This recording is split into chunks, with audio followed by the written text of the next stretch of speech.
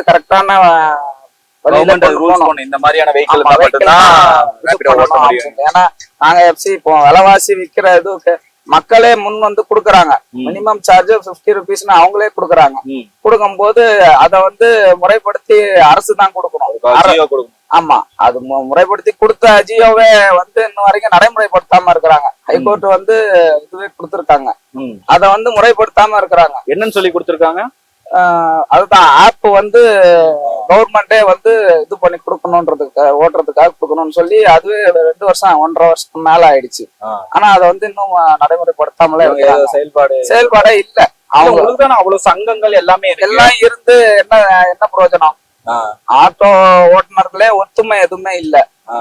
நம்ம வந்து எல்லாருமே பேசுறோமே தவிர அதுக்குண்டான போராட்டம்ன்றது சும்மா ஒரு 10 பேர் பண்றோம், மத்த எல்லாரும் வண்டி ஓட்டுறாங்க. அதெல்லாம் வந்து எல்லாருமே வந்து கரெக்டா வந்து ஒற்றுமையா. ஆமா, இப்ப கேரளா எடுத்துக்கிட்டீங்கன்னா ஸ்ட்ரைக்னா ஸ்ட்ரைக் தான், அப்படிதான். ஆனா தமிழ்நாட்டுல அந்த ஒத்துமை இருக்க மாட்டேங்குது. எல்லாரும் ஒண்ணு கூடி போய் போராடினாதான் இதுக்கு உண்டான வாழ்வாதாரம் வந்து எங்களுக்கு உண்டான வாழ்வாதாரம் கரெக்டா கிடைக்கும்.